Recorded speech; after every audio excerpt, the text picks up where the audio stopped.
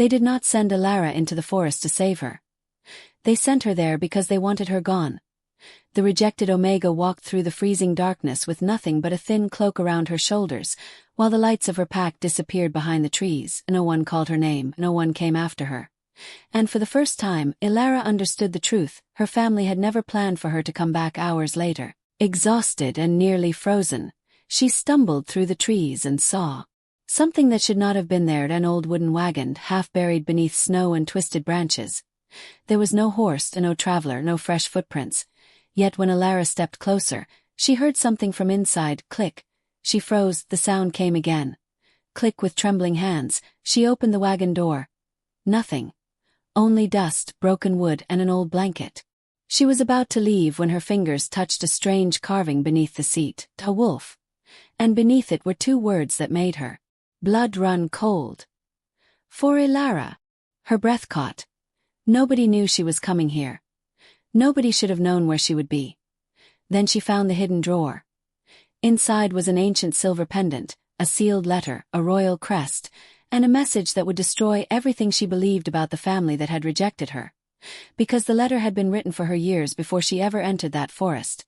And the final line contained a name she had never heard before. Kael Ravenhart. The most feared alpha in the Northern Kingdom. The man who had been searching for that hidden drawer. Long before Elara ever found it. And what he would discover about who she really was would change both their lives forever. The last thing Elara saw before leaving Ashvale was the light from the pack's great hall. It glowed warmly against the winter darkness, golden windows, burning torches, families gathered around tables.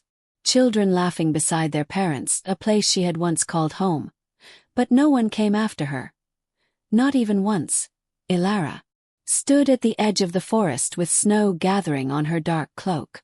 Behind her, the gates of Ashvale were slowly disappearing into the storm. She waited. One breath. Then another. Perhaps someone would change their mind. Perhaps her father would step through the gates. Perhaps someone would call her name. No one did. Her fingers tightened around the small cloth bag hanging from her shoulder. Inside were the only things she had been allowed to keep. 2 pieces of bread, a flint stone, a worn scarf that had once belonged to her mother. And nothing else. Elara lowered her eyes. For years she had told herself that being unwanted did not mean being unloved. Tonight, she could no longer believe it. She turned toward the forest. The first step was the hardest. Then she took another, and another. Soon, the warm lights of Ashvale vanished behind the trees. Only darkness remained. The northern forest had always been spoken of in whispers. Children were warned never to wander beneath its ancient branches. Hunters returned from its borders with stories of wolves larger than horses, and trails that seemed to move beneath the moon. But Elara had nowhere else to go. She walked deeper, snow pressed beneath her boots. The wind moved through the branches above her with a low, restless sound. Every few steps, she looked behind herself. Nothing, no riders, no guards, no family. The realization hurt more than the cold. They had truly let her go. Only a few hours earlier, Elara had still been standing inside the pack hall. The entire pack had gathered after one of the merchant wagons failed to return. The missing shipment contained winter medicines and valuable herbs. Someone had to be blamed. And somehow, the accusation had landed on her. Elara still remembered the silence that followed. She had stood alone in the center of the hall while dozens of eyes watched her. Her cousin Mira had been the first to speak. She had claimed that Elara had been seen near the storage house that morning. Elara had denied it. She had been collecting firewood at the western edge of the territory. But Mira had brought a witness, then another. Both claimed they had seen Elara near the missing supplies. Elara had looked toward her family. Her father had lowered his eyes. That hurt most. He knew she was telling the truth, or at least, she believed he did. But he said nothing. The Alpha's expression had remained cold. "Your record has never been clean," he had said. Elara had almost laughed. What record? Being born an Omega. Being quiet. Being unable to shift as quickly as the others. None of those things made her a thief. But in Ashvale, people did not need proof when they already believed someone was weak. The decision came quickly. She could leave voluntarily before sunset, or she would be formally exiled. Elara had looked around the hall one final time. Mira would not meet her eyes. Her father remained silent. And no one spoke for her, so Elara had walked away. The forest grew darker. The wind became sharper. Elara pulled her cloak tighter around herself. Her feet were beginning to ache. She tried to remember how far she had traveled. There was no way to know. The moon was hidden behind thick clouds, the trees looked identical in every direction. She stopped beside an enormous pine and leaned against its trunk. Her breathing came unevenly. "I'm not going to cry," she whispered. The words sounded foolish in the empty forest. But she repeated them. "I'm not going to cry." She had cried enough in Ashvale. She had cried when her family forgot her birthday. She had cried when other Omegas were given better rooms. She had cried when the man she secretly hoped might one day choose her had looked through her as though she were invisible tonight. She would not give the forest her tears. Elara pushed herself away from the tree. Then she heard something, a branch snapping. She froze. The sound had come from behind her. She slowly turned. Nothing. Only trees, snow, darkness. Elara held her breath. Another sound came from farther away, a low movement through the undergrowth. Something was following her. She stepped backward. The forest seemed suddenly enormous. Her heart began beating faster. She could run, but where? She turned and hurried forward. The sound followed. Closer. Elara stumbled through the snow. Her breath became visible in short white clouds. She pushed between two trees and nearly fell down a slope. Then she heard it, a growl, deep, powerful, not far behind her. Elara looked back. Two pale eyes appeared between the trees. She stopped breathing. A wolf stepped into the moonlight. It was enormous. Far larger than any ordinary wolf.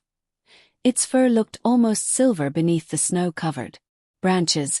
Elara backed away. The wolf did not attack. It simply watched her. There was something strange in its gaze. Almost as if it recognized her. Elara's fear slowly mixed with confusion. "Why are you following me?" The wolf tilted its head.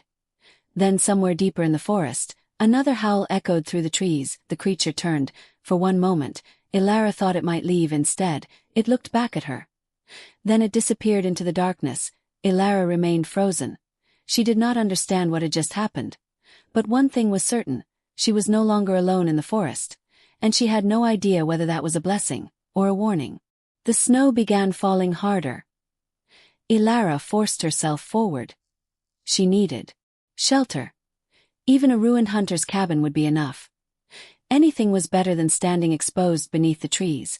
She followed a faint slope downward, hoping it would lead toward water or an old trail. Her legs were becoming weak. She stumbled again this time. She caught herself against a tree. Her vision blurred. She needed to stop, just for a moment. She closed her eyes. And then she saw something through the falling snow, a shape between the trees. At first, she thought it was another rock. Then the outline became clearer. Wooden wheels, a roof, a long body half buried beneath vines and frozen branches. Elara opened her eyes wider. An old wagon stood in the middle of the forest. She stared at it. There were no horses, and no footprints, and no signs that anyone had used it recently. It looked as though it had been abandoned for years, yet somehow it was still standing. Elara slowly approached. The wolf was forgotten for the moment. Was Ashvale, so was the pain of being rejected. There was only the wagon. She placed one trembling hand against its wooden side. The wood was cold, but not frozen. Elara frowned. Why was it warm? She leaned closer. Then she heard something from inside, a tiny sound, metallic click. Elara pulled her hand away. Her heart began pounding again. She looked toward the dark trees. Nothing moved. She looked back at the wagon. The sound came again. Click. Something was inside, something that had been waiting. Elara reached for the wagon door. Her fingers closed around the old iron handle. And slowly, she pulled. The door opened into darkness. Elara stared inside. She had no idea that opening that door would change everything she believed about herself, because hidden beneath the floorboards was a secret someone had protected for years, and somehow that secret had been waiting specifically for her. Elara remained completely still inside the wagon. Her fingers were still resting against the strange carving beneath the wooden seat, a wolf, and beneath it, 2 words for Elara. She stared at them until her eyes began to ache. There had to be an explanation. Perhaps someone had carved the name years ago. Perhaps another woman had once carried the same name. Perhaps she was simply exhausted enough to imagine meaning where there was none.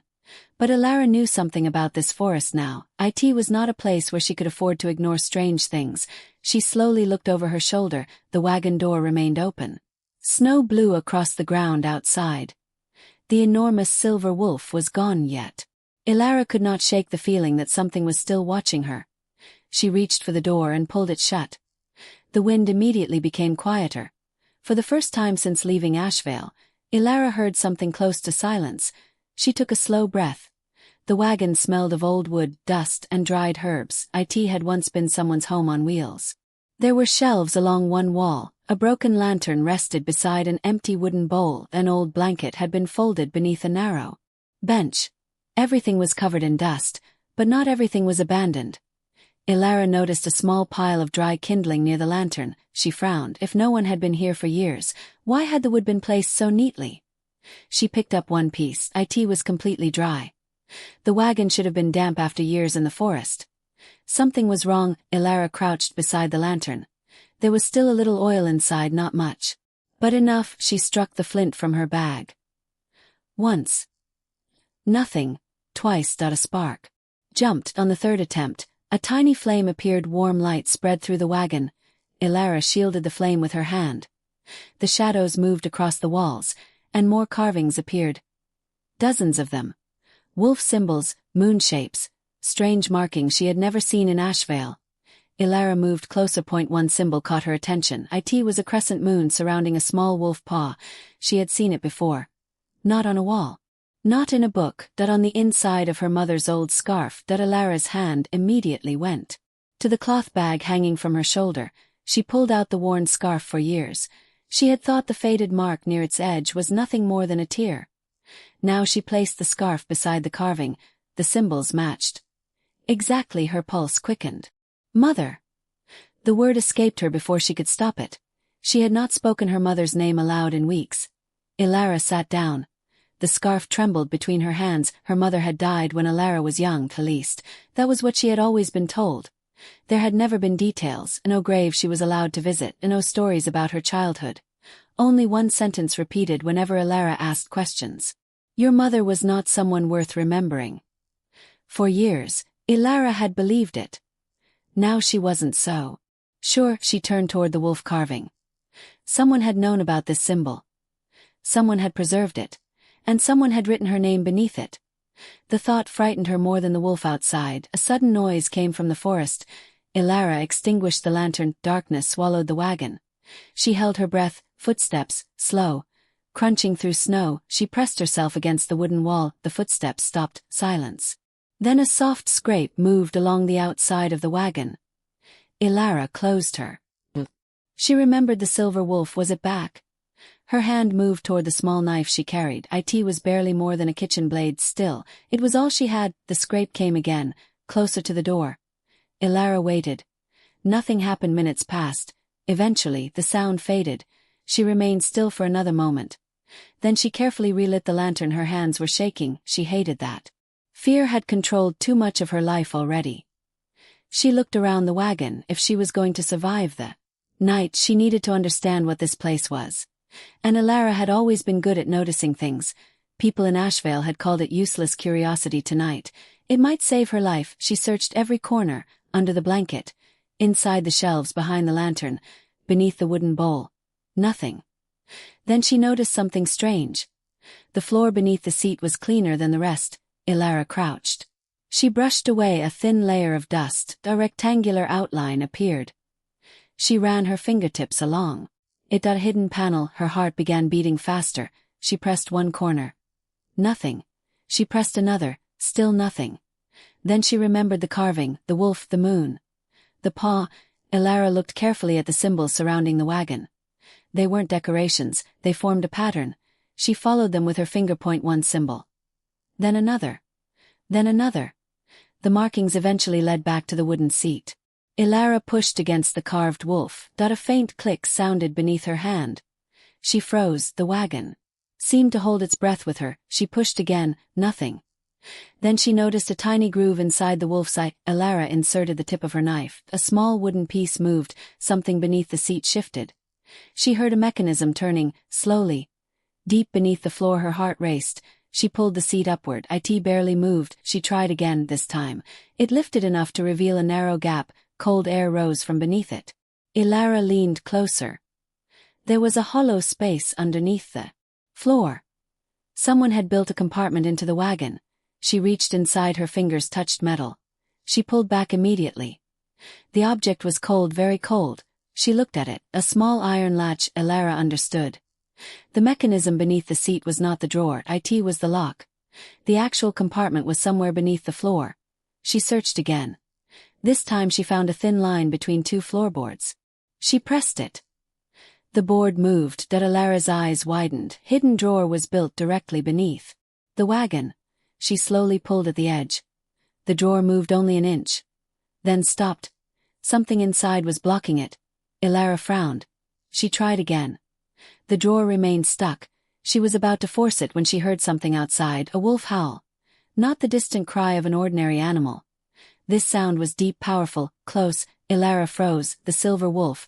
She slowly turned toward the wagon door. A shadow passed across the small window. Then another. There were more wolves outside. Elara's heart hammered. Against her ribs, she reached for the lantern. But before she could touch it, a strange realization came to her. The wolves were not growling. They were not attacking the wagon. They were waiting, safeguarding her. Elara moved toward the window. She carefully lifted the edge of the curtain. Moonlight spilled across the snow. 3 enormous wolves stood between the trees. The largest one was the silver wolf she had seen earlier. All 3 were looking directly at the wagon. None of them moved. Elara lowered the curtain. Her mind raced. Why would wolves guard an abandoned wagon? Why had the largest one followed her? And why had someone carved her name inside? She turned back toward the floor. The hidden drawer was still slightly open. A thin piece of faded paper was visible through the gap. Elara reached toward it. Her fingers touched the paper. She pulled gently. The drawer opened another inch. A whisper of old air escaped from inside. Then the paper slipped free. Elara unfolded it. There were only a few words. Her eyes moved across the faded writing. Her heart stopped. The truth survives where the blood remembers. She read it again. Then again. The words made no sense. What blood? Whose truth? And why had this message been hidden here? Elara turned the paper over. Nothing. She looked at the drawer. It was still locked by something deeper inside. Whatever was hidden there had been protected carefully. She could not open it yet. But now she knew one thing. The wagon had not been abandoned by accident. Someone had built it to hide something, and somehow, after all these years, that secret had led her here. Elara sat against the wall with the old message in her hands. Outside, the wolves remained silent. The forest wind moved through the branches.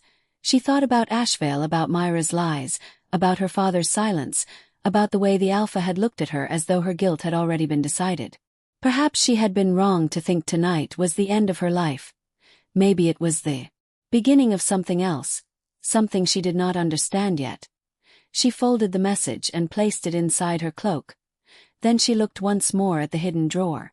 "I'll open you," she whispered. The words were barely audible. "But first, I'm going to find out who wanted me to." For the first time that night, Elara did not feel completely helpless. She felt afraid.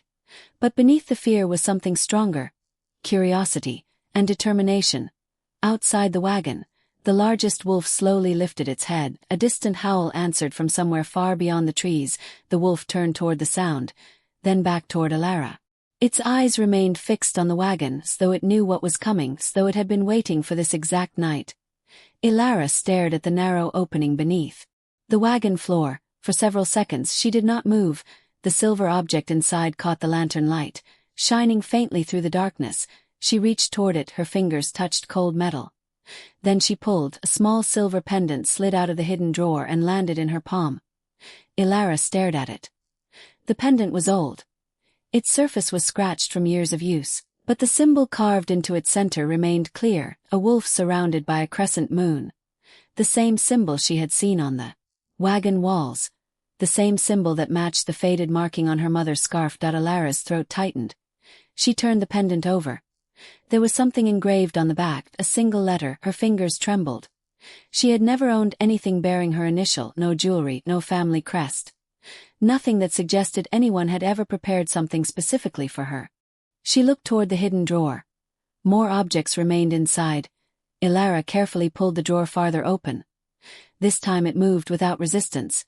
Inside were 5 things: an old silver pendant, folded map, sealed letter, small wooden token, and a strip of dark fabric bearing an unfamiliar royal crest. Elara lifted the fabric first. The crest showed a wolf standing beneath a crown. She had seen royal symbols before. Everyone in the Northern Territories knew the marks of the ancient royal families, but this crest was different, older, almost forgotten. She placed it beside the pendant. The 2 symbols appeared to belong together. Her eyes moved to the letter. It was sealed with dark red wax. There was no name on the front.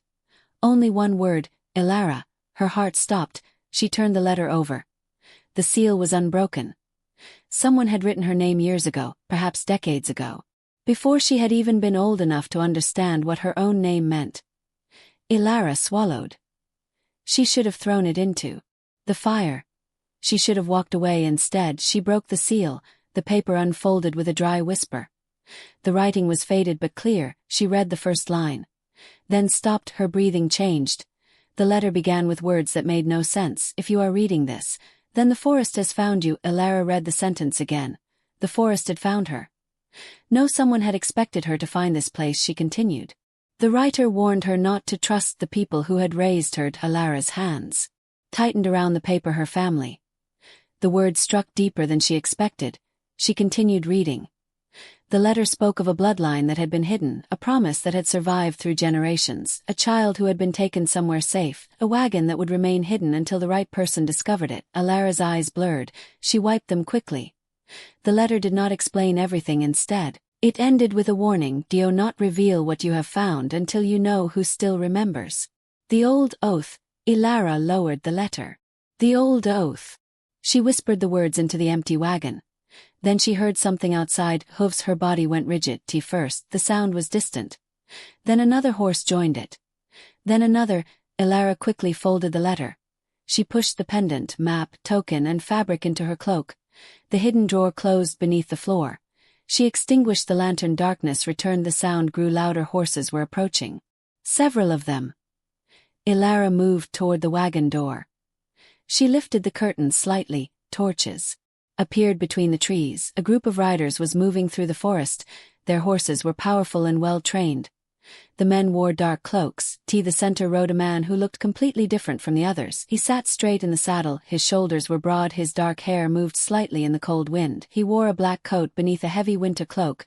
Even from a distance, Elara could sense something about him. Power. Not the loud kind. The kind that made everything around it become still. One of the riders spoke. The trail ends here. The man at the center looked toward the wagon. Elara's heart pounded. She stepped backward. The rider beside him pointed toward the trees. We found the tracks. The dark-haired man dismounted. His boots touched the snow. The other riders immediately followed. Elara reached for her knife. The wagon door opened. She stepped outside. The cold hit her face. Immediately, every weapon was raised. Elara froze. There were too many of them. She could not fight them. The dark-haired man took one step forward. His eyes met hers. Elara had never seen eyes like that, gray, cold, controlled. But beneath the calm was something she could not understand. Recognition. His gaze moved past her, toward the wagon, then down toward the snow. His expression changed. Only slightly. But Elara noticed he had seen something. The man's eyes returned to hers. Where did you find this wagon? His voice was low. Elara tightened her grip on the knife. She said nothing. He looked at the blade in her hand, then at her face. Put it away. No. The answer escaped before she could think. Several warriors shifted. The stranger raised one hand. They stopped. He did not appear angry. If anything, he looked almost curious. What is your name? Elara hesitated. She had spent her entire life being told that her name was the only thing that belonged to her. Now she wondered if even that was true. Elara. The man's expression became unreadable. He looked toward the wagon again, then back at her. Elara, what? She said nothing. His gaze sharpened. You don't trust me. I don't know you. For the first time, something almost like approval appeared in his expression. Good. Elara frowned. The man stepped closer. I would be more concerned if you trusted a stranger in the middle of the northern forest. One of the warriors approached. My lord. The man turned. Kael. The warrior bowed his head. Elara's eyes widened. Kael, the name from the letter. The stranger was Kael Ravenhart, the Alpha ruler of the Northern Territory, the man whose reputation had reached even Ashvale. They said he was merciless. They said his enemies never survived long enough to tell stories about him. They said he trusted almost no one, yet he was standing in front of Elara. And he was looking at her as though he had just found something he had been searching for. Kael turned toward the wagon. Did you open it? Elara said nothing. His eyes narrowed. What did you find? Why do you care? The warriors looked at one another. No one spoke to Kael like that. But Kael did not react with anger. He simply watched her. Then his gaze fell to her hand. The edge of the silver pendant had slipped from beneath her cloak. His entire expression changed. His eyes locked onto it. For the first time, the controlled Alpha looked genuinely shocked. Where did you get that? Elara instinctively covered the pendant. Why? Kael took another step. The air around him seemed to tighten. Show me. No. Silence. Snow fell between them. Kael stared at her. Then he looked at the pendant again. Something old and painful seemed to pass across his face. He turned toward his warriors. Lower your weapons. They hesitated. My lord. I said lower them. Every weapon disappeared. Elara did not lower her knife. Kael noticed. He did not ask her to. Instead, he looked toward the wagon. That pendant was believed to have disappeared more than 20 years ago. Elara's heart skipped. How do you know? My family spent years searching for it. Why? Kael did not answer immediately. He looked at her. Then at the wagon. Then back at the pendant. Because that symbol belonged to a family that was supposed to be extinct. Elara felt the ground shift beneath her. That isn't possible.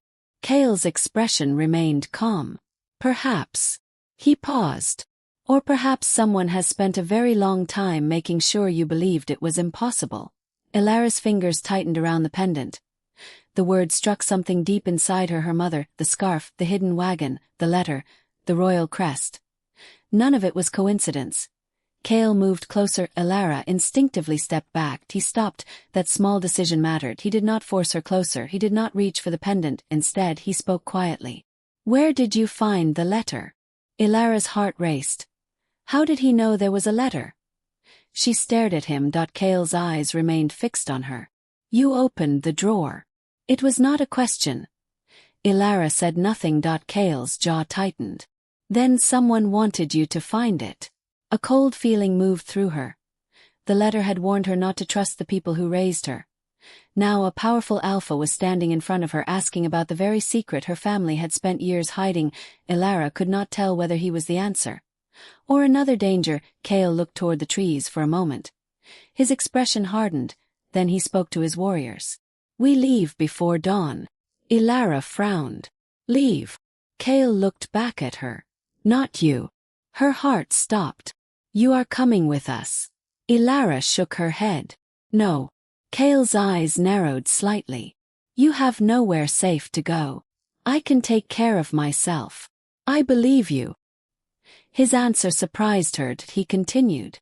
But whatever is inside that wagon has already been noticed by people who are looking for it. Elara glanced toward the dark forest. How do you know? Kael looked at the snow. There were fresh footprints beyond the wagon. Not his warriors, not Elara's. Someone else had been there, watching, waiting. Kael's voice became colder. Because we're not the only ones who followed your trail. Elara's stomach tightened. The forest suddenly seemed much larger. And much more dangerous. Kael looked at her one final time. You have two choices. He pointed toward the wagon. Stay here and hope whoever is following you never finds you. Then he pointed toward the northern road. Or come with me and learn why someone went to such great lengths to hide the truth about you. Elara looked down at the pendant. She thought about Ashvale, about the people who had called her useless, about the letter, about the hidden drawer, and finally, she looked at Kael. She still did not trust him.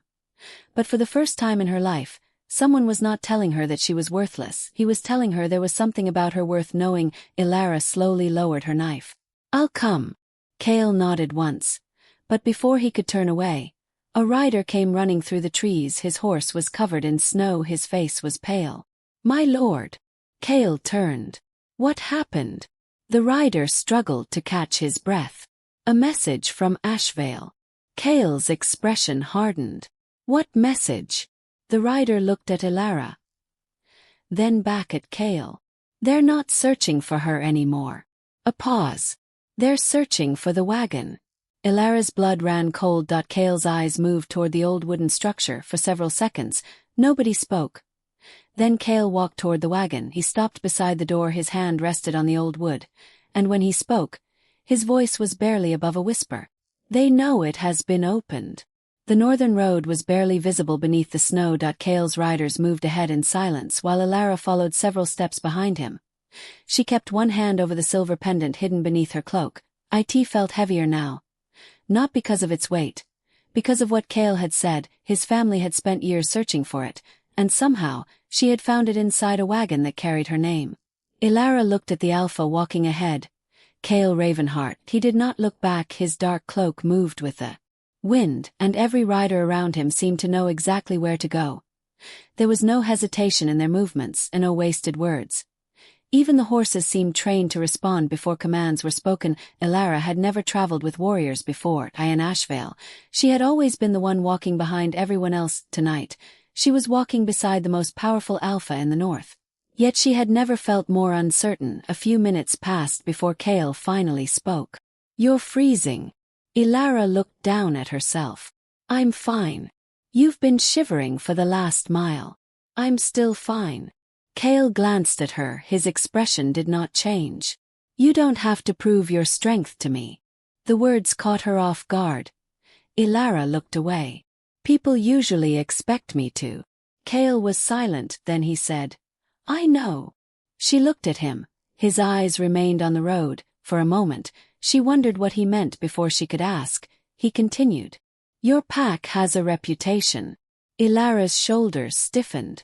"You know Ashvale." "I know enough." "Then you know they won't want me back." Kael's expression hardened. "I know." Elara stared ahead. She expected him to ask what she had done. He did not. That surprised her. Most people who heard she had been exiled immediately assumed guilt. Kael had not asked once whether she deserved it. Instead, he seemed more interested in understanding why it happened. That difference unsettled her. It also made her curious. They stopped near a narrow stream before dawn. The riders built a small fire beneath a cluster of pine trees. Elara stood away from the group. She did not know how to behave around warriors.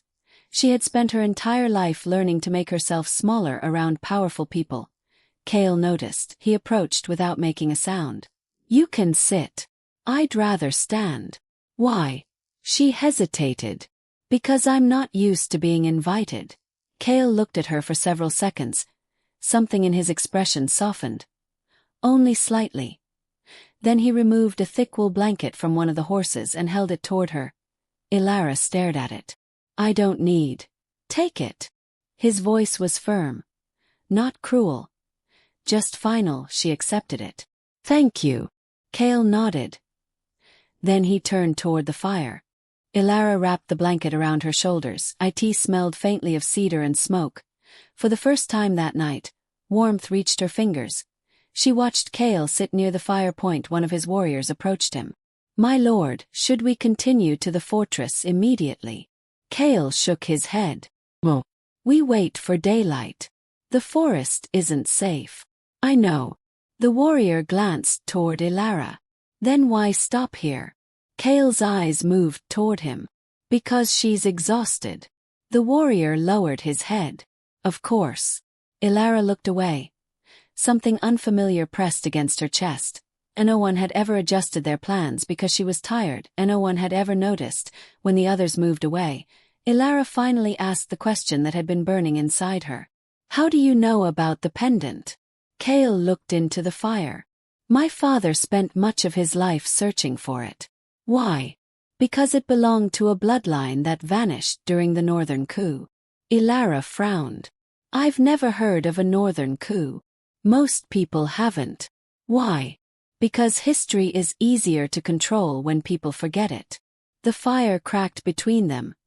Elara looked at him. Who was that family?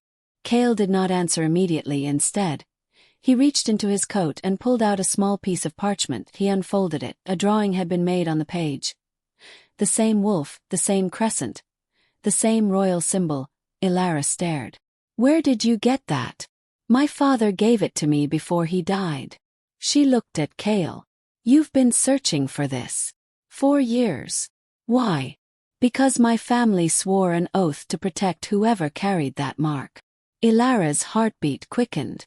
Who carries it? Kael looked directly at her. We don't know.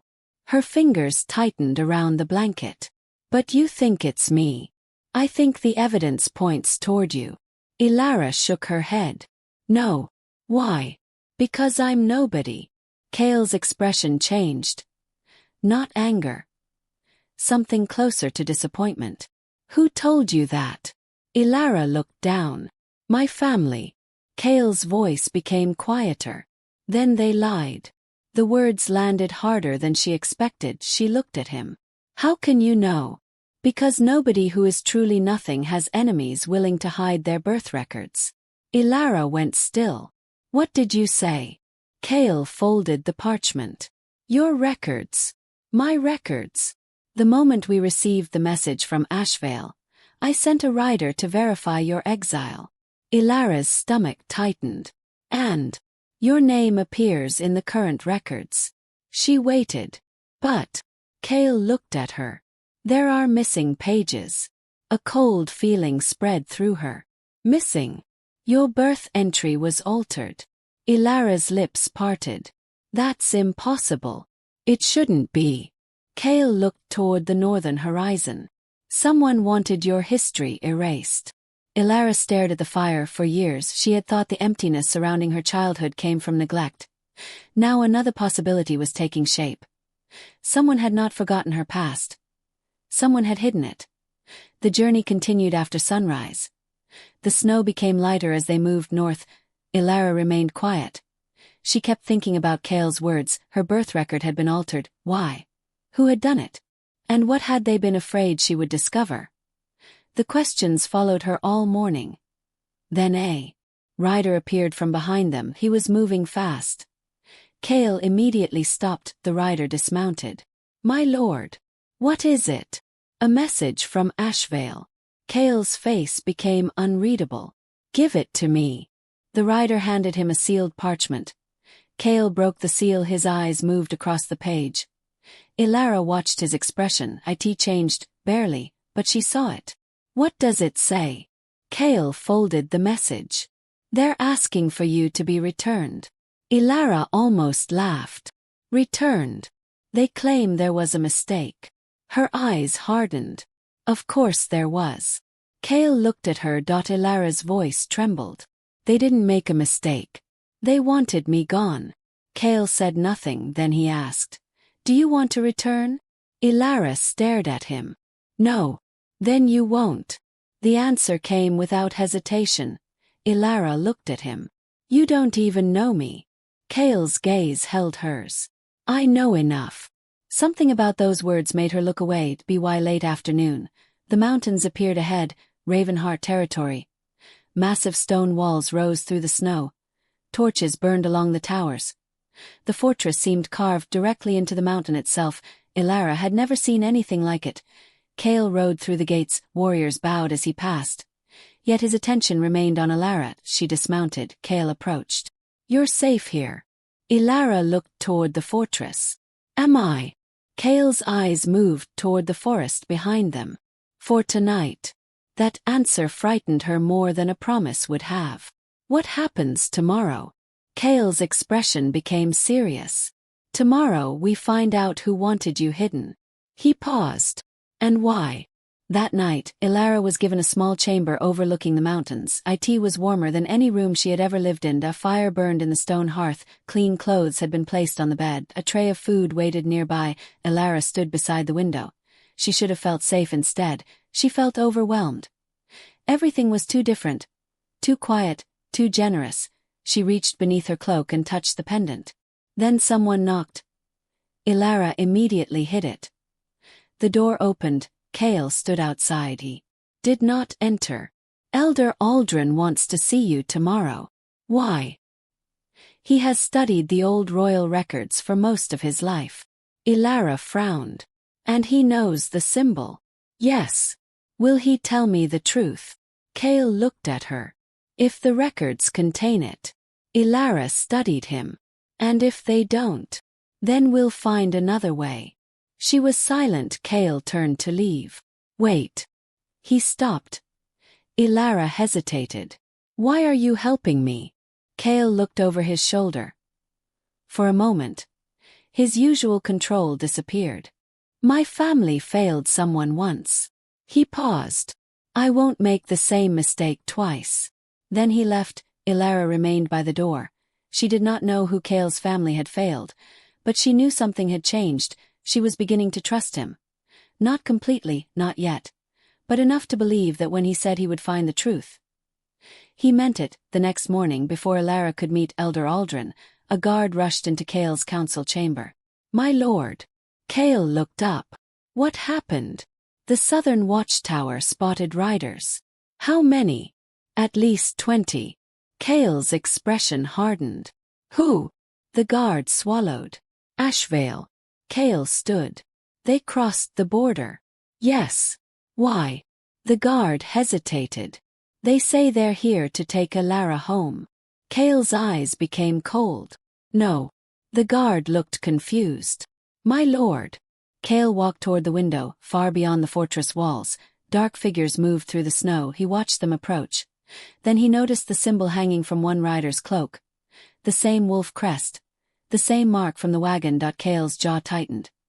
This was no rescue party. They had come for something else. And they knew exactly what Elara had found. The fortress had never felt so quiet.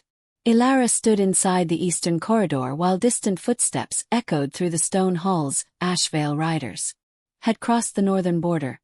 They wanted the pendant, not her. The realization made her stomach tighten. For years, she had believed she was the unwanted one, the weak Omega, the daughter nobody needed. But now people were willing to cross borders for a piece of silver hanging around her neck. Something about her mattered. And that frightened her. A guard appeared at the end of the corridor. Elara. She turned. Kael wants you in the council chamber. She followed him through several stone corridors. When the heavy doors opened, she saw Kael standing beside a large table covered with maps. Elder Aldrin was there too. The old man had long silver hair and sharp gray eyes. Several ancient books were open in front of him. Kael looked at Elara. We found something. Elara's heart began beating faster. What? Aldrin pushed one of the books toward her. The symbol on your pendant. Elara stepped closer. The page showed an old drawing. The same crescent moon. The same wolf. Beneath it was an ancient family name, House Valen. Elara frowned. I've never heard of them. Aldrin studied her carefully. That is exactly why we need to speak. He turned another page. The writing described a royal bloodline that had once ruled the northern territories. House Valen had disappeared more than 20 years ago. According to the official records, every member of the family had been killed during the northern coup. Elara looked at Kael. Then why does this symbol exist? Kael's expression remained serious. Because the official story may not be true. Aldrin nodded. The records were altered. Elara felt a chill. By whom? We don't know. Then how can you believe any of this? Aldrin reached for another document. This was found inside the old royal archive. He placed it on the table. It was a birth record. Elara looked at the faded writing. Her eyes stopped. A child's name had been scratched away. Only one letter remained. Her hands began to tremble. No. Kael stepped closer. What? Elara shook her head. This could belong to anyone. Aldrin looked at her. Look at the date. She did. Her breath caught. The date was the exact day she had been born. Elara stared at the document. Her mouth went dry. Where did you find this? In a sealed section of the royal archive. Why was it sealed? Aldrin exchanged a glance with Kael. Because someone wanted it forgotten. Elara stepped backward, her mind raced her mother, the wagon, the pendant. The missing birth record. Everything was connecting, but one question remained. If I belonged to this family, why did I grow up in Ashvale? Kael answered quietly. Someone may have hidden you. From whom? Whoever destroyed the rest of your family. The room became silent. Elara looked down at the document. For years, she had wondered why her father never spoke about her mother. Why nobody could tell her where her mother had come from. Why she had never been allowed near certain parts of the Pact territory. Why her childhood memories seemed filled with missing pieces. Now those gaps felt deliberate. Not forgotten, hidden. Aldrin opened another book. This may explain your mother's disappearance. Elara looked up sharply. My mother. The elder nodded. There is an old record concerning a woman who escaped the northern coup.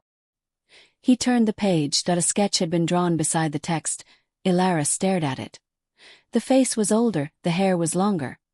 But there was no mistaking it, her mother. Elara's knees almost gave way. She grabbed the edge of the table. That's her. Kael watched her carefully. You recognize her? Of course. Her voice broke. That's my mother. Aldrin's expression softened. The record says she fled south with an infant. Elara stopped breathing. An infant, her. The elder continued. She was believed to have been carrying the last surviving heir of House Valen. Elara's eyes filled with tears. Where did she go? Aldrin shook his head. The trail ends here. Here. In the northern forest. Elara looked at Kael. The old wagon suddenly returned to her mind. The wolf symbols, the hidden drawer. The message. The forest had found her, her mother had been there. Perhaps she had known the wagon existed. Perhaps she had hidden something inside it. Perhaps she had planned for Elara to find it one day. Elara covered her mouth. For the first time since her mother's death, she allowed herself to consider something she had been afraid to believe. Maybe her mother had never abandoned her. Maybe she had been protecting her. A loud horn sounded outside. Everyone in the chamber turned. Kael immediately walked toward the window. Another horn answered from the western tower. Aldrin closed the books. The Ashvale Riders. Kael's voice became cold. They've reached the outer gate. Elara's heart began racing. They came for the pendant. Kael nodded. And they may know what we discovered. Aldrin looked at Elara. You cannot stay here. Elara frowned. Where would I go? Kael answered. Somewhere they won't expect. She shook her head. No. Kael looked at her. I'm not running again. He paused. Elara's voice became firmer. They sent me away once. I spent my whole life believing I was the problem. She looked at the ancient birth record. I'm done running from questions because other people are afraid of the answers. Kael studied her. For a moment. He seemed surprised, then he nodded. Good. He turned toward the door. Because we may not have time to run anyway. The fortress gates shook beneath the first impact. Warriors rushed through the courtyard. Kael descended the stone steps. Elara followed. The cold wind struck her face across the outer field. Ashvale soldiers stood beneath dark banners. Their center was Mira. Elara recognized her immediately. Her cousin looked exactly as she remembered, beautiful, proud, untouched by guilt. Mira stepped forward. Elara! Elara froze. Hearing her name from Myra's mouth brought back years of memories. Some painful. Some impossible to forget. Mira raised her voice. You need to come home. Elara almost laughed. Home. Myra's expression tightened. You've been deceived. By whom? By him. She pointed toward Kael. Kael did not move. Mira continued. That alpha only wants the pendant. Elara looked at Kael, then back at Mira. Then why did Ashvale cross the border for it? Mira said nothing. Elara stepped forward. You told them I stole medicine. Myra's face changed. You did. No. Elara's voice was stronger now. You lied. The courtyard fell silent. Mira looked toward the Ashvale commander. Elara noticed the commander exchange a nervous glance with another soldier. Something was wrong. Mira had expected Elara to be afraid instead. Elara was asking questions. Kael stood beside her. Not in front, beside. That small difference gave Elara courage. Myra's eyes moved toward the pendant hidden beneath Elara's cloak. Give it to us. Elara shook her head. Why? Because it belongs to Ashvale. Kael's voice cut through the courtyard. No. Everyone turned toward him. Kael stepped forward. That crest predates Ashvale. The commander lifted his chin. You have no authority over it. Kael's expression hardened. I have every authority over what happens inside my territory. The tension between the two groups became almost unbearable. Then the commander said something that made Elara's blood turn cold. The girl doesn't know what she is. Kael's eyes narrowed. What did you say? The commander looked at Elara. Ask your father why he was ordered to hide her. Elara went completely still. Her father ordered. She had believed her father had simply been ashamed of her. But perhaps there had been another reason. Who ordered him? The commander smiled faintly. You should ask him yourself. Elara felt the world tilt. Her father knew. He had always known. And if the commander was telling the truth, her father had not merely hidden her identity, he had been ordered to. The question was no longer whether her family had lied. It was why. Kael ordered the gates sealed. The Ashvale riders were forced to retreat beyond the outer boundary. But their words remained inside Elara's mind. She returned to the council chamber alone. The birth record still lay on the table. She picked it up, her fingers. Traced the faded letter. Then she remembered something from childhood, a night she had almost completely forgotten, her mother sitting beside her bed, a silver pendant around her neck, whispering something. Elara closed her eyes. The memory came back slowly, voice, soft, frightened. Never let them take the mark. Elara opened her eyes, her heart pounded.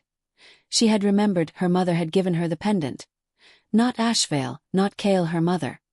And if that was true, then the woman who had supposedly died without leaving anything behind had been preparing Elara for this moment. Kael entered quietly. You remembered something.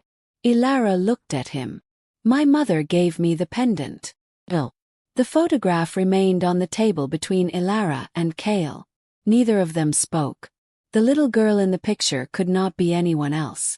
She wore the silver pendant. She stood beside Elara's mother.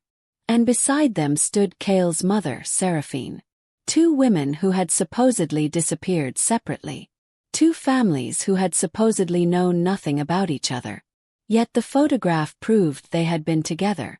Elara touched the edge of the picture. Why would our mothers hide this? Kael's eyes remained fixed on the photograph. Because someone was hunting them. Who? I don't know. Elara looked at him. But you have been searching for years. Kael nodded. My father believed my mother was murdered during the coup. And my mother. He believed she helped your mother escape. Elara's heart tightened. Then why didn't he find her? Because someone destroyed every trail. Kael picked up the photograph. Someone powerful. A sudden knock interrupted them. Both turned toward the door. A guard entered. My lord, Elder Aldrin requests your presence. Kael's expression hardened. Why? He found something in the old archives. Lara stood. I'm coming. The guard looked uncertainly at Kael. Kael nodded. She comes with us. They entered the archive beneath the fortress. It was colder than the rest of the castle. Thousands of old records filled enormous wooden shelves. Aldrin stood beside a table covered with dusty documents. When he saw Elara, his expression became serious. I found the name. What name? Elara asked. Aldrin pointed to an old record. The person who ordered your mother's disappearance. Elara stepped closer. Her eyes moved across the page. At first, the writing was difficult to read. Then she saw it. A royal council seal. And beneath it a name. Lord Malrec. Kael's face darkened. Impossible. Aldrin looked at him. You know him. My father trusted him. The elder shook his head. Your father was wrong. Elara stared at the record.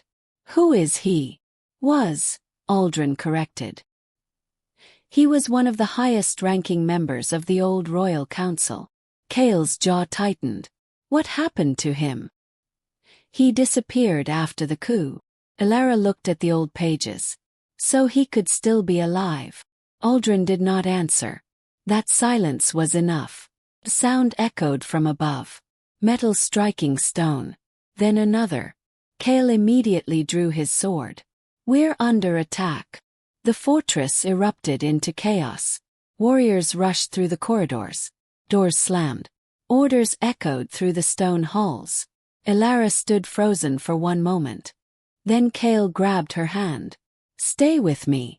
They moved quickly through the archive. An arrow struck the wall beside them. Elara flinched. Kael pulled her behind a stone pillar. Don't move. She nodded. Warriors rushed past. The attackers had entered through the eastern tower. Kael looked toward Aldrin. How did they get inside? The elder's face had gone pale. There is only one way. Kael understood. Someone opened the gates. Elara's stomach dropped. There was an enemy inside the fortress. Not outside. Inside. Kael looked at his guards. Seal every entrance. A warrior hesitated. My lord, the eastern gate was already sealed. Kael's eyes narrowed. Then someone opened it from inside. Silence. No one trusted anyone anymore. Elara looked around the corridor. The fortress suddenly felt different. The walls that had made her feel safe now felt like a trap. Kael turned toward her. Where is the pendant? Elara touched her cloak. It's here. Good. Aldrin stepped forward. We need to move it. No, Elara said. Everyone looked at her. She took out the pendant. If they came for this, hiding it somewhere else won't solve anything. Kael watched her. What are you suggesting? We use it to find out who they are.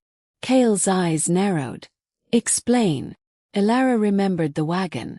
The symbols. The hidden drawer. The way the silver pendant had opened the mechanism. The pendant wasn't just hidden. She held it up. It was a key. Aldrin stared at her. A key to what? Elara looked toward Kael. The wagon. Kael understood. You think there was another compartment? Yes. And you think the pendant opens it? Elara nodded. Then we return to the forest. Kael immediately shook his head. Absolutely not. They will follow us. Exactly. Elara looked at him. Then we can follow them. Kael remained silent. She continued. If someone inside this fortress is working with the attackers, they will expect us to hide here. Kael studied her. And your plan is to leave. My plan is to make them believe we are leaving. Aldrin's eyes widened. You want to draw them out. Elara nodded. Kael finally understood. For the first time he saw something different in her. Not the frightened Omega who had arrived at the fortress. Not the rejected girl from Ashvale. Someone who was beginning to think like a survivor. Kael lowered his sword. Prepare the horses. Aldrin frowned. You're trusting her plan. Kael looked at Elara. I'm trusting her instincts. They left the fortress before dawn. Only 3 riders accompanied them. The rest remained behind to make it appear as though Kael had sent his forces in another direction. Elara rode beside him. Neither spoke for several minutes. Then Kael said quietly, You were right. Elara looked at him. About what? The wagon. She frowned. What about it? The first time I saw the pendant, I thought the wagon was simply a hiding place. He looked toward the forest. Now I think it was a meeting place. Elara's heart began racing. Between our mothers. Kael nodded. And whoever they were hiding from. The forest appeared ahead. Snow covered the road. Everything looked exactly as it had before.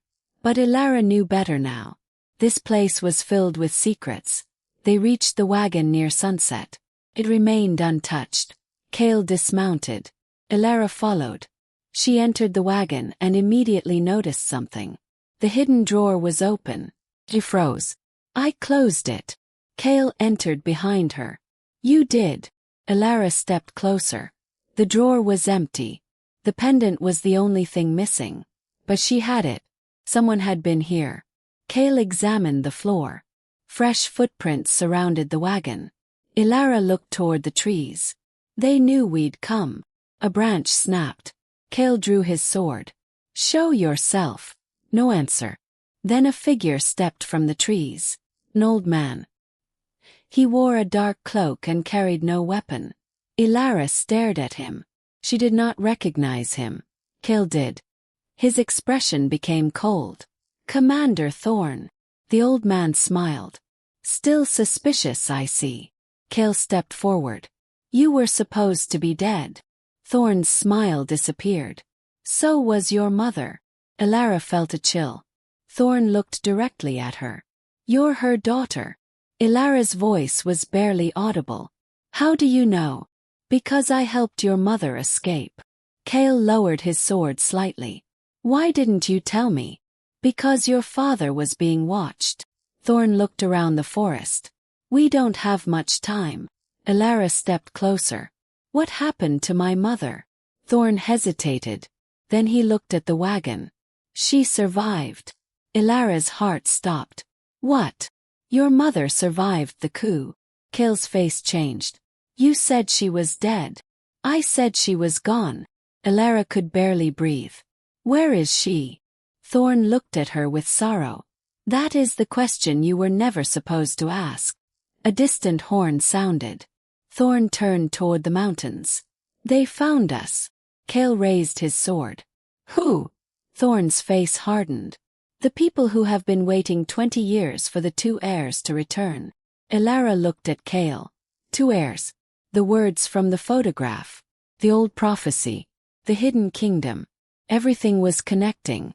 But before anyone could speak, dozens of torches appeared between the trees. They were surrounded. Kael stepped in front of Elara. Thorn moved beside him. The forest filled with armed soldiers. And at their center stood a man Elara had never seen before. He smiled. Then he spoke one sentence. Give us the pendant, princess. Elara froze. Princess. The title echoed through the forest. Kael slowly turned toward her. For the first time, neither of them could pretend anymore. The truth about Elara's bloodline was no longer hidden. And whoever stood before them knew exactly who she was. The rejected Omega from Ashvale was not a nobody. She was the missing heir. And the people surrounding her had come to make sure she never reached the hidden kingdom alive. The word princess hung in the frozen air. Elara could not move. For years she had been called useless, weak, unwanted, burden. Now an armed group stood around her, looking at her as though she were someone important enough to destroy. She looked at Kael. His expression was unreadable. But his eyes had changed. He was no longer looking at her as the rejected Omega from Ashvale. He was looking at the missing heir. The man at the center of the soldiers stepped forward. He was dressed in black armor with a silver wolf crest across his chest. Give us the pendant. Elara's hand closed around it beneath her cloak. Kael stepped between them. You know what she is. The man smiled. Of course. Then you know what happens if you touch her. The man's smile faded. That depends on whether you intend to honor the old oath. Kael's eyes narrowed. What oath? The man laughed quietly. Your father never told you. Kael's grip tightened around his sword. Tell me. The oath that bound House Ravenhart to House Valen. Elara looked at Kael. The man continued. Your family was supposed to protect the heir. Kael's voice became cold. And you? We were supposed to make sure the heir never returned. Elara felt a chill that had nothing to do with the snow. Thorn stepped forward. You served Malrec. The man's eyes moved toward him. Commander Thorn. Thorn's face hardened. You were one of his soldiers. Once. And now. The man smiled. Now I serve whoever is strong enough to finish what Malrec started. Elara's mind raced. Malrec. The name from the old records. The man responsible for her mother's disappearance. The man who had wanted House Valen erased. And somehow his followers were still alive. Still searching. Still waiting. Elara looked toward the surrounding soldiers. Where is Malrec? The man smiled. You'll meet him soon enough. Kael immediately moved his sword. But Thorn grabbed his arm. Not yet. Kael looked at him. Thorn whispered something. Elara could not hear it. Then Kael stepped backward. The soldiers began closing the circle. Elara's heart pounded. There were too many of them. She looked at the wagon. The hidden drawer. The markings. Pendant. Something suddenly occurred to her. The wagon had protected her once. Maybe it could protect her again. She grabbed Kael's arm. The wagon. He looked at her. Inside. What? The symbols. Elara pulled the pendant from beneath her cloak. The pendant is a key. Kael understood immediately. He turned toward Thorn. Get to the wagon. Thorn moved. The enemy commander shouted. Stop them. The forest exploded into movement. Kael charged the nearest soldiers. Thorn pulled open the wagon door. Elara ran inside. The pendant began to glow faintly in her hand. She held it against the wolf carving. Nothing happened. Come on. She pressed harder. Click sounded. Then another. A section of the wagon wall shifted. Elara stared. There was a narrow opening behind it. Kael entered. Elara. He pointed. Look. He stepped closer. Inside the hidden space was another compartment. This one was much deeper than the drawer. Thorn entered behind them. His face changed when he saw it. You found it. Elara looked at him. What is it? Thorn's voice was quiet. The proof. Proof of what? Who you really are. Elara reached inside. Her fingers touched a bundle of old papers. She pulled them out. The first was a royal birth certificate. The second was a family genealogy. The third was a letter. But the fourth document made her stop. It carried the official seal of the old northern kingdom. And beneath the seal was her full name. Princess Elara Valen. She stared at the words. Her hands began shaking. Kael stood beside her. You were never an Ashwood by blood. Elara's eyes filled with tears. Then why did they call me Ashwood? Thorn looked away. Because your mother needed a name that would hide you. Elara's voice broke. She gave me away. No. Thorn shook his head. She placed you somewhere safe. Elara looked at him. Ashvale wasn't safe. It was supposed to be. Thorn's expression became painful. Your father was ordered to protect you. Elara remembered the silence. The coldness. The way he had always refused to speak about her mother. She had believed he hated her. Now she wondered whether his silence had been fear. Why didn't he tell me? Because if you knew the truth, the people searching for you would eventually learn it too. Elara closed her eyes. Her entire childhood suddenly looked different. The small room. The old scarf. The strange rules. The forbidden questions. Her father's silence. Perhaps none of it had been simple rejection.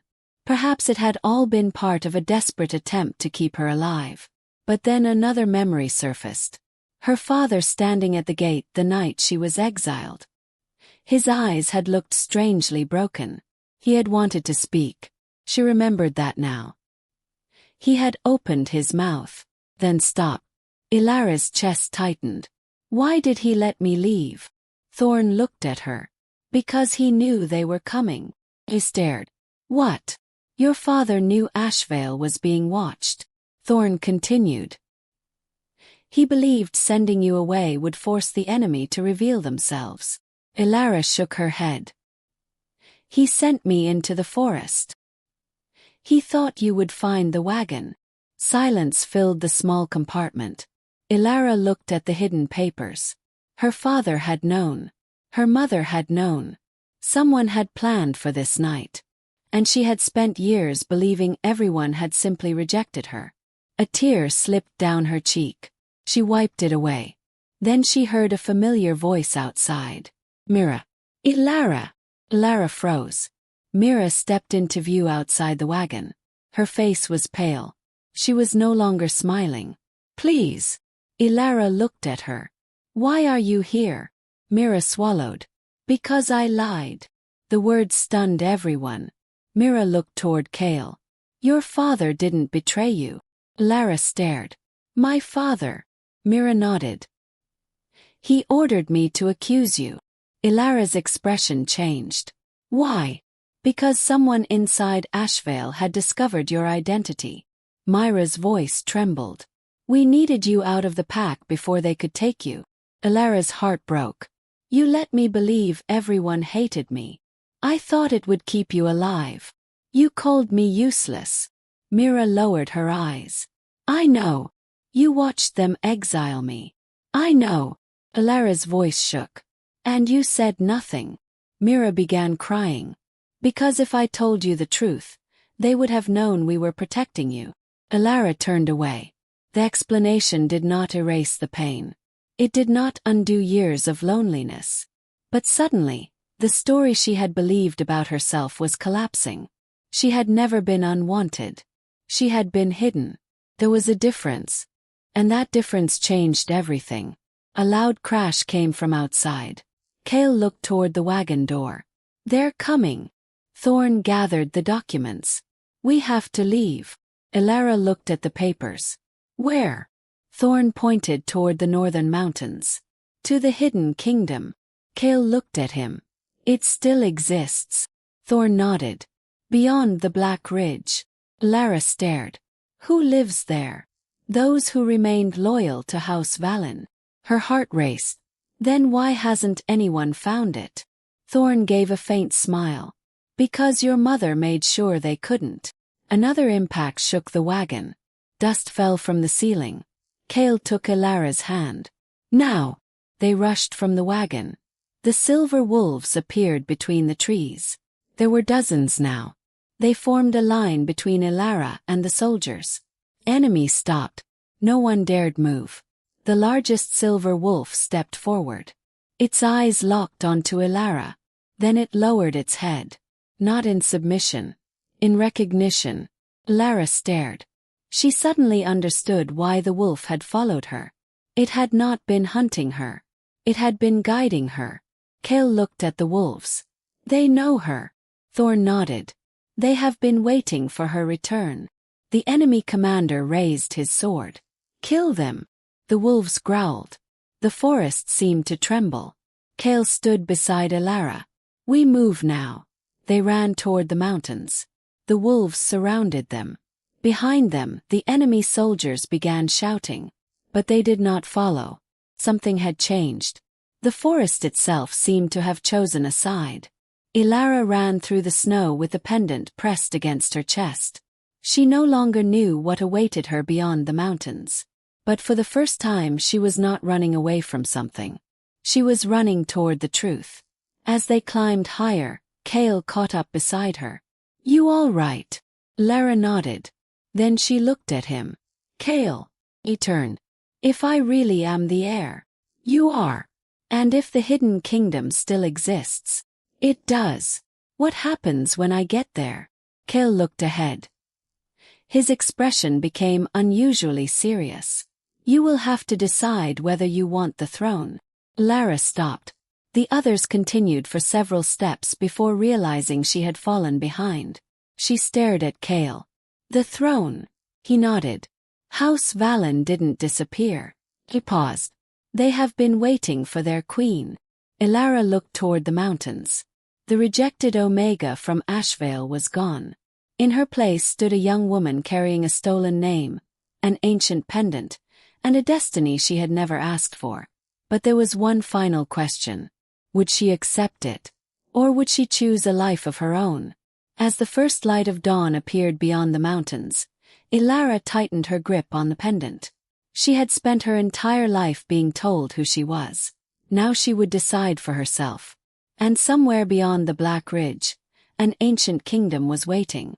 But so was the man who had spent 20 years making sure she never returned. The climb toward Black Ridge became harder with every step. Snow covered the narrow mountain path, hiding loose stones and deep cracks beneath its white surface. Elara moved carefully, one hand gripping the pendant beneath her cloak and the other holding onto the rough branches whenever the ground became too steep. Behind her, the silver wolves followed silently. They never came too close. They never moved too far away. It was as if they were protecting the entire group from every direction. Kael walked beside Elara. For several hours, neither of them spoke. There was too much to understand. Elara had learned that she was Princess Elara Valen. She had learned that her mother had survived the northern coup. She had learned that her father had hidden her identity. She had learned that an entire kingdom had been waiting for her return. And yet, despite all those revelations, one question remained in her mind. Why had her mother never returned for her? Elara finally broke the silence. Kael. He looked toward her. Do you think my mother is alive? Kael did not answer immediately. I don't know. Elara looked down. I want the truth. So do I. She studied his face. You really don't know? No. Kael's voice was quiet. But I believe she survived longer than the records claim. Why? Because my mother disappeared with her. Elara stopped walking. Kael stopped too. He looked toward the mountains. My father spent years believing both women were killed. But before he died, he found one message. What message? Kael reached beneath his coat and pulled out a small piece of worn parchment. He handed it to her. Elara unfolded it. There were only a few words. 2 mothers, 2 children, 1 kingdom. Elara stared at the writing. She recognized the handwriting. Her mother's. Her fingers began to tremble. This is hers. Kael nodded. Then she was alive when she wrote it. Elara pressed the parchment against her chest. For the first time in years, hope entered her heart. Not certainty. Not comfort. Oh. And somehow that was more frightening. Because if her mother was alive, Elara had another question. Where was she? The wolves suddenly stopped. Every one of them turned toward the forest. Kael immediately reached for his sword. What is it? No answer came. Then the largest silver wolf walked toward a wall of ancient trees. It stopped beside an enormous stone covered in moss. Elara approached. There was nothing unusual about the stone at first. Then she noticed the carving. The crescent. The wolf. The same symbol from the wagon. She placed her hand against it. The stone was warm. Elara looked at Kael. This was here before the wagon. Kael nodded. Probably much older. She pressed the pendant against the carving. For several seconds nothing happened. Then the mountain trembled. A low sound rolled beneath their feet. The stone shifted. A narrow doorway opened in the mountain. Everyone stared. Thorn whispered, "The old passage." Kael looked at him. "You knew about this." "I knew there was a passage. You never told me. Because I didn't know where it was." Elara stepped toward the opening. A faint golden light appeared deep inside. The passage was not abandoned. Someone had been there recently. She entered. Kael followed. The others came behind them. The tunnel descended beneath the mountain. Ancient symbols covered the walls. Some showed wolves. Others showed crowned figures. Then Elara saw something that made her stop. Mural. 2 women stood beneath a silver moon. One was her mother. The other was Seraphine. Between them stood 2 children. Elara recognized herself. Beside her stood a young boy. She looked at Kael. "That's you." He stared at the mural. He had been perhaps 6 years old. The image showed him holding a wooden wolf token. The same token Elara had found inside the wagon. Kael reached toward the mural. His fingers stopped just before touching it. "I remember this." Elara looked at him. "What?" "A room." His voice became distant. "When I was a child, my mother brought me somewhere underground." He closed his eyes. "I remember her telling me never to forget the silver wolf." Elara felt a chill. "What happened after?" "I don't remember." The memory seemed painful. Kael stepped away from the wall. "I woke up in the fortress." Thorn looked at him. "Your memories were altered." Kael turned. By whom? Thorn hesitated. Your father believed the council used an old ritual to protect you. Kael's expression darkened. They erased my memories. Only the memories that could lead the enemy to the hidden kingdom. Elara looked around the tunnel. So this place was protected by memory. Thorn nodded. And blood. Elara looked at the pendant. The path beneath them seemed to have been waiting for her. They continued.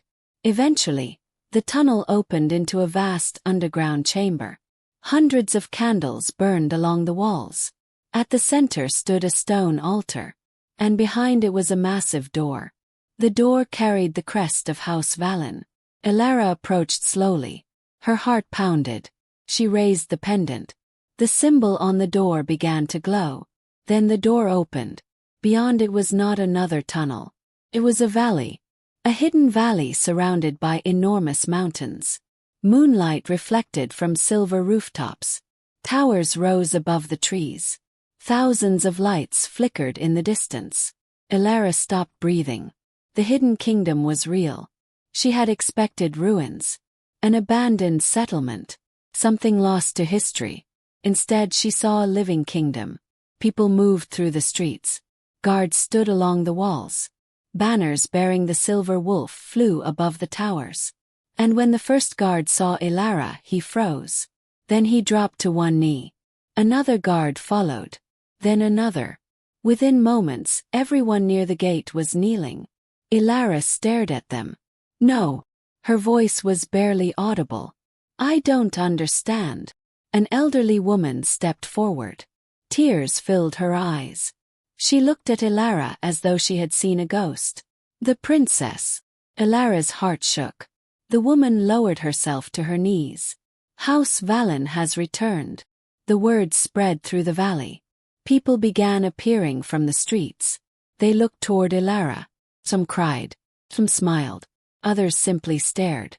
For the first time, Elara understood the scale of what had been hidden. This was not a forgotten legend.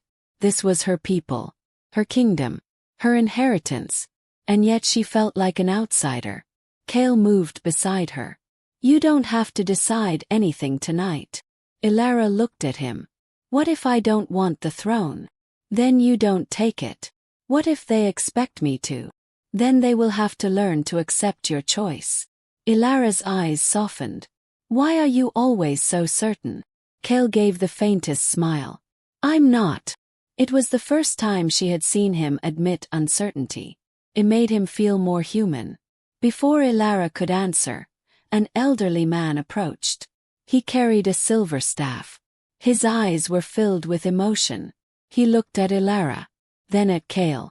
Both heirs have returned. Kael stiffened. Both. The elder nodded. The prophecy was never about one heir. Elara looked at him. What prophecy? The elder turned toward the palace. You should hear it from the one who has guarded it. Who? The elder's expression became solemn. Your mother's closest friend. Elara's heart raced. She is alive. The elder nodded. She has been waiting for you. They entered the palace. The interior was ancient but beautifully preserved. Paintings covered the walls. Elara saw portraits of people she had never known. Kings, queens, warriors, children. Then she saw her mother. A portrait hung above the grand staircase. Elara stopped. She had not seen her mother's face clearly in years. Now there she was, young, strong, wearing the same silver pendant. Elara walked toward the portrait. Tears filled her eyes. She looks happy. Kael stood beside her. She looks like you. Elara smiled through the tears. No. She touched the edge of the frame. I look like her. The distinction mattered.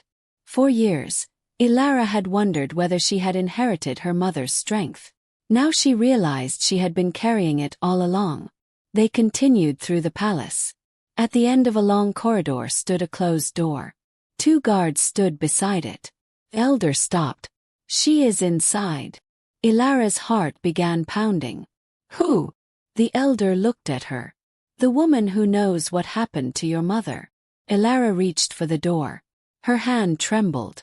He pushed it open. A woman stood beside a window. She was older. Her hair was silver. Her posture was weak. But Elara recognized her immediately. The same woman from the photograph. Seraphine. Kael froze behind her. Mother! The woman turned. Her eyes filled with tears. Kael could barely speak. You survived. Seraphine looked at him. I waited. Kael took a step forward. Then stopped. Years of grief seemed to collapse inside him. Elara watched them. This was the woman Kael had believed dead. The woman who knew her mother. The woman who could finally answer everything. Seraphine looked at Elara. For a long moment she said nothing. Then she whispered one word. Elara. Elara's breath caught.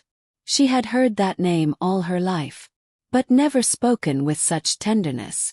Seraphine stepped closer. Your mother loved you. Elara's tears fell. Where is she? Seraphine's face changed. The warmth disappeared.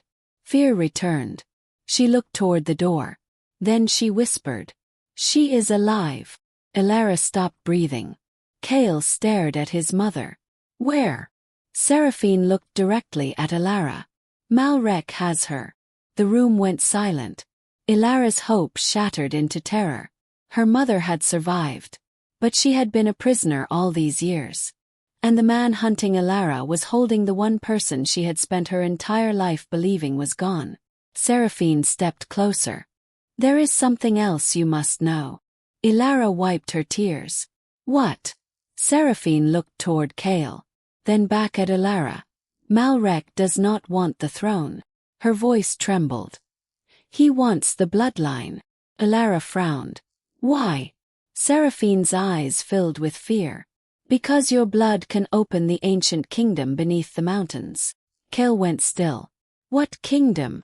Seraphine looked toward the floor. The kingdom that existed before ours. A deep rumble moved through the palace. The candles flickered. Everyone froze.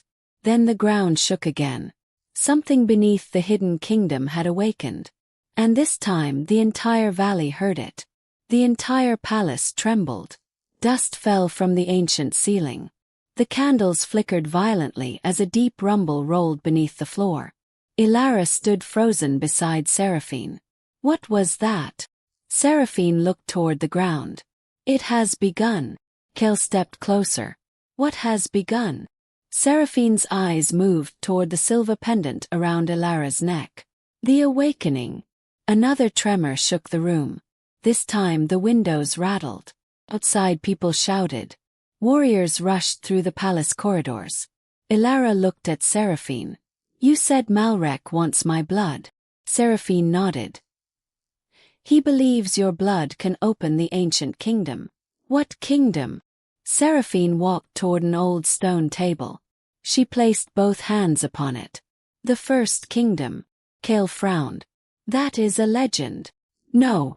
Seraphine looked at him. It was real. She pointed toward the floor. It existed beneath these mountains long before House Valen ruled the north. Elara stared at her. Why was it hidden? Because its rulers possessed something no other kingdom could control. What? The Moonheart. The word seemed to silence the room. Elara had heard the name before. Not as a real place. As a story. Her mother had once told her about an ancient crystal hidden beneath the mountains. A crystal said to contain the first power of the wolves. Elara had always thought it was only a bedtime tale. Now she wondered how much of her childhood had been truth disguised as fiction. Seraphine continued. The Moonheart was protected by an ancient bloodline. Your ancestors were chosen as its guardians. Kael looked at Elara. And Malrec wants to control it.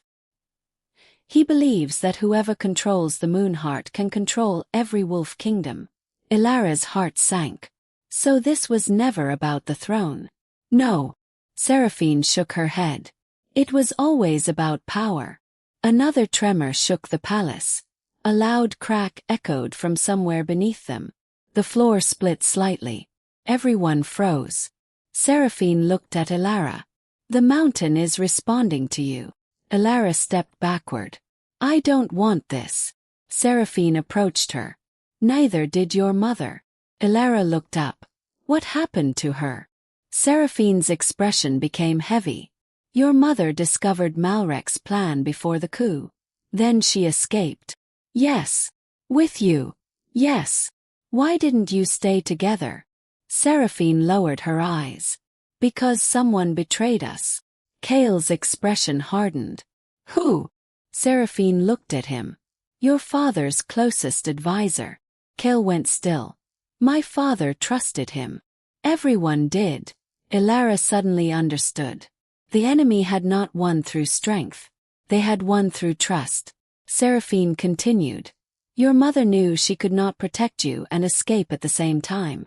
So she gave me to my father. No. Seraphine shook her head. She gave you to Rowan. Elara's breath caught. Rowan.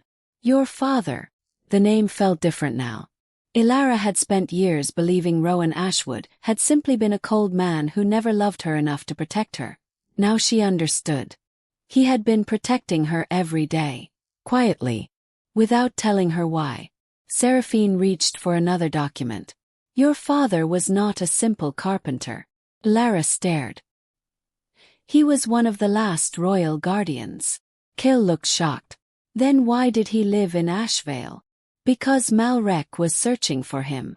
Seraphine handed Elara the document. It contained Rowan's oath. He had sworn to protect the last heir of House Valen. Elara's eyes filled with tears. He kept his promise. Seraphine nodded. Until the day he died. Elara closed her eyes. A memory returned. Her father sitting alone near the fireplace. His hands trembling as he repaired an old wooden toy. She had been young. She had asked him why he never smiled. He had looked at her for a long time. Then he had said something she never understood. One day, you'll know why I had to let you hate me. Elara opened her eyes. She finally understood. He had known. He had always known. And he had accepted her hatred because keeping her alive mattered more than being loved. A tear slipped down her cheek. Kael stood quietly beside her. He did not interrupt. He simply remained there. Elara looked at him. Why didn't anyone tell me? Because knowing the truth could have killed you. She nodded. For the first time she believed it. Then another sound came from beneath the palace. This one was different. Low howl. The entire kingdom heard it. Every wolf outside began answering. Elara stepped toward the window. Thousands of wolves had gathered in the streets. Silver. Gray. All of them were facing the palace. Then they lowered their heads. Seraphine whispered. The guardians have recognized her. Kael looked at Elara. She stood silently by the window. The girl who had once believed she was nothing was now being recognized by an entire kingdom. But Elara did not feel powerful. She felt afraid. What happens now? Seraphine looked at her. You must go beneath the mountain. Elara's eyes widened. Why? Because the awakening cannot be stopped. Can I stop it? No. Seraphine shook her head. But you can decide what happens after it opens. Kael stepped forward. I'm going with her. Seraphine looked at him. You must. Elara turned toward Kael. Why? Seraphine answered before he could. Because the prophecy requires both heirs. Elara frowned. What prophecy? Seraphine walked to the wall. Behind an old tapestry was another ancient carving. Two figures stood beneath a crescent moon. One carried a silver crown. The other held a sword. Beneath them were words written in the old language. Seraphine translated. When the lost daughter returns, the forgotten son must stand beside her. Elara looked at Kael. The forgotten son. Kael stared at the carving. His mother's words suddenly made sense. He had not simply been raised as an alpha. He had been raised as the other heir. His family had hidden his bloodline just as Elara's had hidden hers. 2 children. 2 kingdoms. 1 ancient secret. A horn sounded outside. Kael immediately turned toward the door. A guard rushed into the room. My lord. What is it? The southern wall has been breached. Kael's expression hardened. Who? The guard looked at Elara. Malrec. The room fell silent. Elara's heart stopped. He's here. The guard nodded. His forces entered through the old passage. Seraphine closed her eyes. He found us. Kael drew his sword. How many? Too many. Kael looked at Elara. We need to move. Elara shook her head. If Malrec is here because of me, I won't hide. Kael stepped closer. This isn't about hiding. Then what is it? Surviving long enough to stop him. Elara looked toward the ancient carving. The answer suddenly became clear. The mountain. Kael followed her gaze. You think the Moonheart can stop him? I think it is the reason he came. Seraphine nodded. If you reach it before him, he cannot use it. Elara took a deep breath. Then let's go. Kael stared at her. There was no fear in her voice now. Only determination. They moved through the hidden passage beneath the palace. Thorn followed. Seraphine remained behind with the royal guards. Before Elara entered the tunnel, Seraphine grabbed her hand. There is something you must know. Elara turned. What? Seraphine's eyes filled with tears. Your mother left one final message for you. Elara's heart raced. What did she say? Seraphine whispered. She said that if you ever reach the Moonheart, you must choose love over power. Elara froze. Why? Because power can protect a kingdom. Seraphine squeezed her hand. But only love can save it. Elara nodded slowly. Then she turned toward the tunnel. Kael was waiting. Together, they descended beneath the mountain. The deeper they went, the warmer the air became. The walls began glowing with faint blue light. Ancient symbols appeared beneath their feet. Then the tunnel opened. Elara stopped. A massive underground chamber stretched before them. At its center floated an enormous silver crystal. The Moonheart. Its light filled the chamber. Elara could feel it calling to her. Kael stepped beside her. That's it. Elara stared at the crystal. I can feel it. Then a voice echoed through the chamber. You always were your mother's daughter. Elara turned. Malrec stepped from the shadows. He was older than she expected. His hair was almost completely white. But his eyes were sharp, cold, unforgiving. Behind him stood dozens of soldiers. Malrec smiled. You have no idea how long I have waited for this moment. Kael raised his sword. You won't touch her. Malrec laughed. You still believe your father protected you? Kael's face hardened. He did. No. Malrec looked at him. He protected a lie. Then he turned toward Elara. Your mother didn't hide you because she loved you.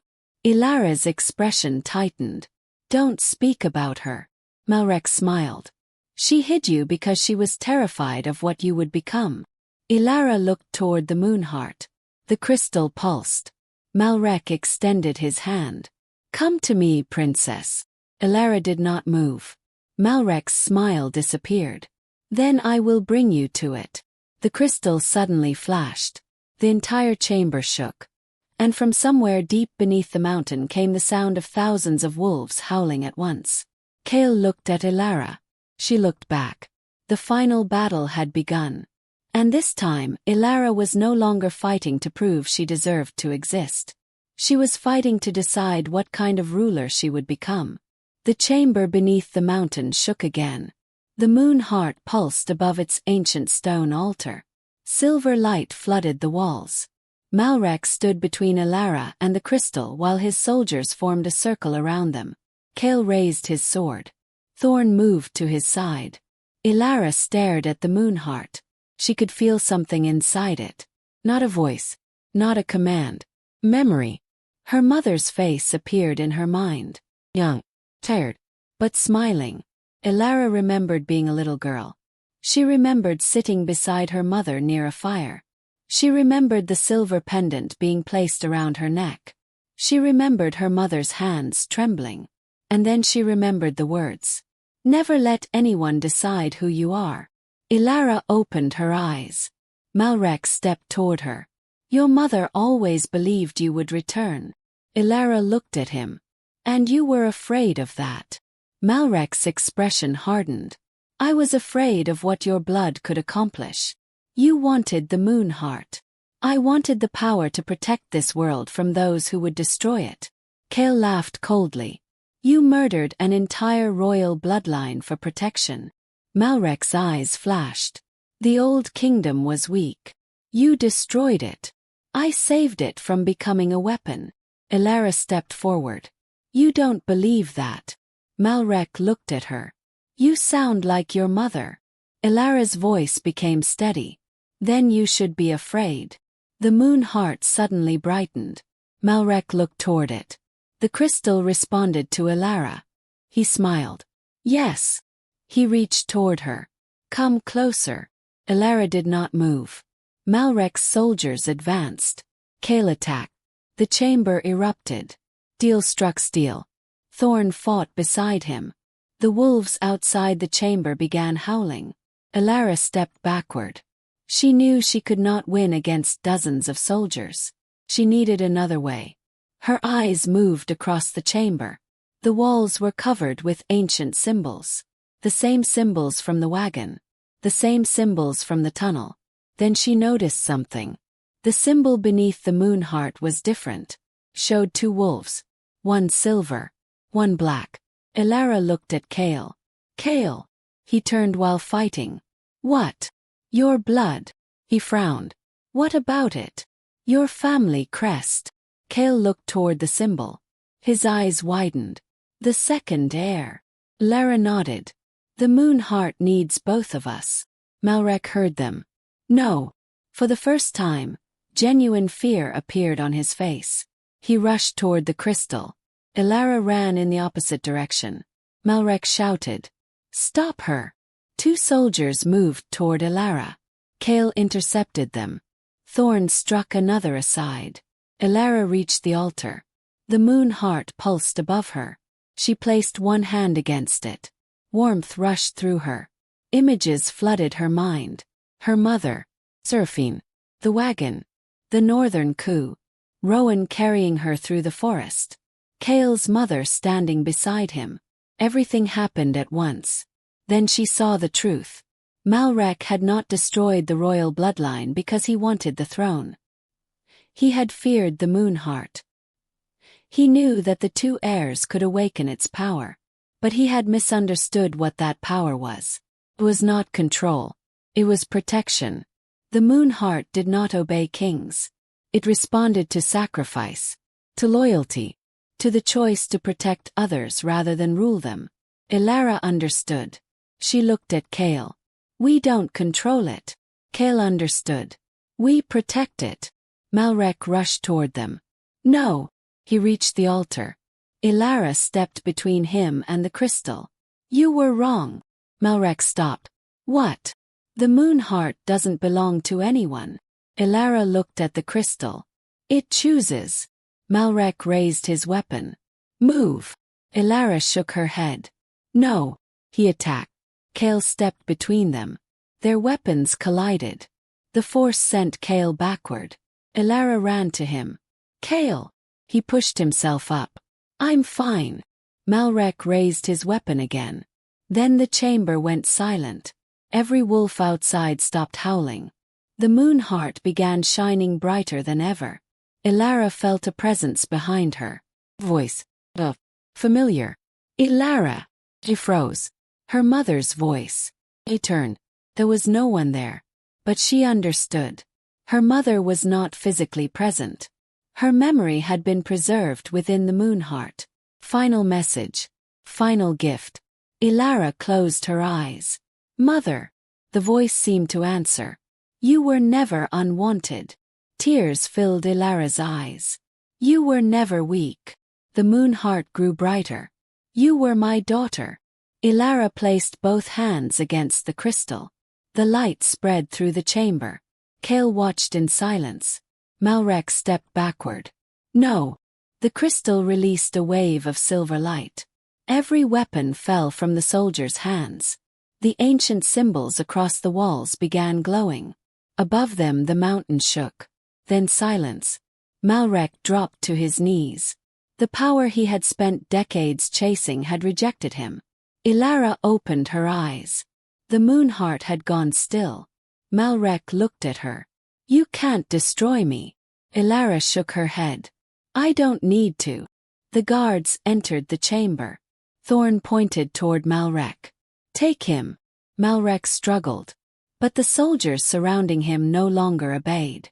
They had seen the truth. Their leader had failed. His reign was over. Kael walked toward Elara. "Are you all right?" Elara nodded. Then she looked at the Moonheart. "I heard her." Kael understood. "Your mother." Elara smiled sadly. "She wanted me to know she never abandoned me." Kael lowered his gaze. "My mother waited for me too." Elara looked at him. "Then we both got something back." He nodded. "More than we lost." The chamber began shaking again. Thorn looked around. "We need to leave." Kael turned. "Why?" "The Moonheart is closing the passage." Everyone rushed toward the exit. Elara stopped for one final moment. She looked at the crystal. Then she whispered, "I won't let anyone use you again." The crystal gave one final pulse. Then the light faded. The ancient chamber became quiet. They returned to the hidden kingdom as dawn appeared over the mountains. The people gathered in the streets. They had heard what happened. They knew Malrec had fallen. They knew the Moonheart had awakened. And they knew the lost heir had returned. The elder approached Elara. He carried a silver crown. "The kingdom awaits its queen." Elara looked at the crown. For a moment, she thought about the girl she had once been. The girl who had eaten alone. The girl who had been blamed for everything. The girl who had been told she was useless. She looked at the crown. Then at the people. "I will not become queen because of my blood." The crowd became silent. "I will become their queen only if I can protect them." The elder smiled. "That is why the Moonheart chose you." He placed the crown in her hands. Elara did not put it on immediately. She turned toward Kael. He stood several steps away. She walked toward him. "You knew this might happen." "I suspected." "And you still came with me." "Of course." "Why?" Kael looked at her. "Because you were never meant to face it alone." Elara smiled. For once, she did not feel like someone waiting to be chosen. She had chosen herself. She had chosen her future. And she had chosen the people who had stood beside her when the truth finally came to light. Months passed. The Hidden Kingdom began rebuilding its connection with the Northern Pax. Ashvale was forced to answer for the lies that had been told. Mira returned with testimony about the people who had helped hide Elara. Rowan's name was cleared. His old house became a place of remembrance. Elara visited it often. Not as a princess. As his daughter. One evening she stood beside his grave. Snow fell softly around her. She placed the silver pendant against the stone. "I understand now." The wind moved through the trees. For a moment, she imagined she could hear his voice. Then she smiled. "You kept your promise." Kael waited nearby. He did not interrupt. When Elara finally turned, she walked toward him. The two of them stood beneath the winter sky. Behind them, the kingdom's silver banners moved in the wind. Ahead of them waited a future neither had expected. Elara had once been lost in the forest. She had found an old wagon. Inside that wagon had been a hidden drawer. Inside that drawer had been a secret powerful enough to change an entire kingdom. But the greatest discovery had never been the pendant. It had never been the hidden kingdom. It had never even been the truth about her blood. It was the truth about herself. She had never been weak. She had never been unwanted. She had never been nothing. She had simply been a girl whose story had been hidden from her. Now the world knew her name. Princess Elara Valen. The lost heir. The guardian of the Moonheart. The queen who chose protection over power. And deep within the northern forest, The old wagon remained where she had found it. Its wooden boards weathered by snow. Its hidden drawer empty. Waiting for another generation. Because some secrets are not meant to stay buried forever. And some stories begin the moment someone finally opens the drawer.